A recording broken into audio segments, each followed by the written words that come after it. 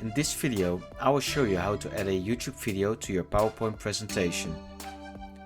For this to work, you will need to have an internet connection when you are presenting your presentation.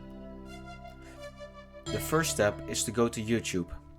Go to any video you want in your presentation. Look for the share button on that page and copy the URL. Back in PowerPoint, you want to go to the Insert tab in the ribbon and go to Videos. Here you pick Online Video. Paste the URL in the form that pops up and click on Insert. Now you have the YouTube video in your PowerPoint presentation.